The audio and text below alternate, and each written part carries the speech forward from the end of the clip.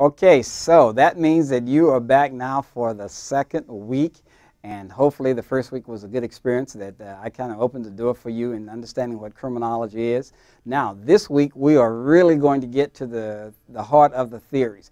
And I like this area because I would label it as the social process theories, or I like to tell my undergraduates the social learning paradigm. You know, paradigm is something like an umbrella, and you can put a number of theories under it, and that's exactly what we're going to do here today. In Chapter 5, there is three theories especially that we want to focus in on. For me, Sutherland is probably the most popular. It's the most exciting one because Sutherland says, look, I don't care what you people are saying, learning how to become a criminal is very important. He says that we learn.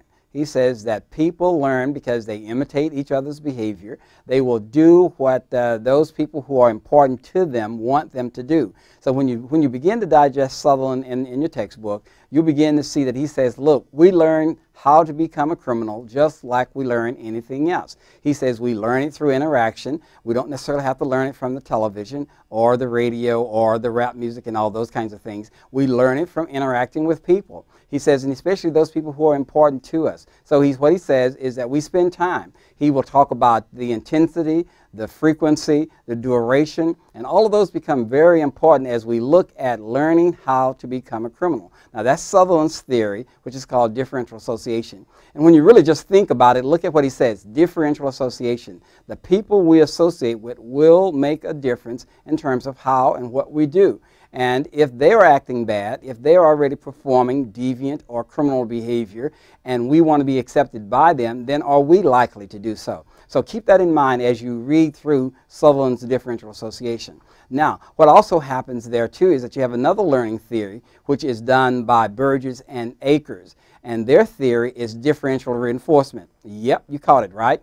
They actually took Sutherland's theory and they added some psychology to it, especially some of the Skinner's work, some of Pavlov's work, behavior learning, conditioning, those kinds of things. And so what they decided, what they came up with is that, okay, people will learn the behavior that is what? Reinforced. And especially that behavior that is positively reinforced. So what you want to keep in thinking of, okay, if I commit a crime and I'm getting rewarded, whether it doesn't have to be something physical, of course you could, well, if you're getting something from a criminal act, but it could also just be because my friends will hang around me because they like what I'm doing. So that's positive reinforcement. And so what he says is that when we commit these criminal acts and we find ourselves achieving or receiving positive reinforcement, we're likely to continue that behavior. So now that's a second social learning theory. Now, one other that we want to kind of keep in mind when we think about it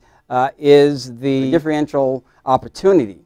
You've got Clow and Nolan who will also talk about the fact that people will commit crimes and they will commit them depending on the opportunity to commit crime. Not every area is a positive area for committing crime. Now, we know in some of the poor neighborhoods you're going to have individuals who are going to break into people's houses because they may not be there, they may not have security bars, those kinds of things on their doors. So that's a theory that talks a little bit about the opportunity. And the more the opportunity exists for someone to commit a crime, you guessed it, the more likely that they will. Okay, so hopefully you're digesting Chapter 5 without too much of a difficulty. Those are really some easy theories.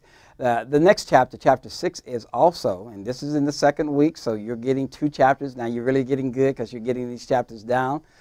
In this particular chapter, it's on social control. And it's an interesting chapter, too, because now you've got to think in terms of, especially Hershey. Hershey is probably one of the most popular ones that write in the area of social control. Hershey looks at what his theory is sometimes called social bonding. And Hershey says, look, I can tell you what, I'm going to talk about why people do not commit crime. And I always tell classes that, so when he addressed why people do not commit crime, then we can understand why they do. He says that people do not commit crime because they actually conform. He says that they follow the beliefs and the ideals of what he calls the general convention or the conventional society. These are people who are following the norms and the laws. They're obeying citizens, and that's what we want to think about. So he says, okay, well, what will help people to do that? He looks at 4 different elements. He looks at attachment, belief, commitment, and involvement. Now, you'll see those in the textbook, and so you'll digest those, and it's really no big deal. He has 4 elements. Some of the other researchers have suggested, well, we really don't need all 4 of those, but that was Hershey's theory, so I don't want to take anything away from it. But what he says is that the stronger the bond to conventional society, the less likely a person is to deviate from that conventional society. And it really makes sense. If my friends are doing all of the legitimate things that they are supposed to be doing, and I want their friendship and I want to stay around them, then I will do that same thing. So what he says is that the social control, and some of you who may, let me just digress a moment, some of you who may remember sociology, especially the introduction to sociology, remember we looked at social control and we talked about the informal and the formal social control. Well, much of the informal deals with the fact that we learn society, we learn how to follow the rules that people teach us, and especially if we want to be accepted. So keep that in mind. That's informal, and he says that that's probably the strongest one. Then, of course, if we do not, if we get out of line, then you know we have the formal control, which would be the police, the court systems, all of the components of the criminal justice system. So think about it. Hershey says that social control, if it does not exist, then a person is likely to become a criminal. So the less attached, the less involved, the less committed, the weaker the belief, then those are the people who actually are going to be involved in committing crime. So just think about it. He works to describe how people follow conventional society. If they do not follow conventional society, then he can explain the criminal behavior. Now, that's one of his theories, and Hershey is really very good. I've had a chance to meet and talk with him. A second thing that he did, and he did this with Gottfriedson, he looked at social control, but he now calls it self-control. And what he suggests is, and this is, again, this is in chapter 6 there on social control, he says that people with low self-control are the people who are likely to be involved in crime. Now keep this in mind, there are 2 different theories. Hershey is writing on both of them, but on the second one he has Hershey and Gottfriedson, so he has a second writer helping him out there.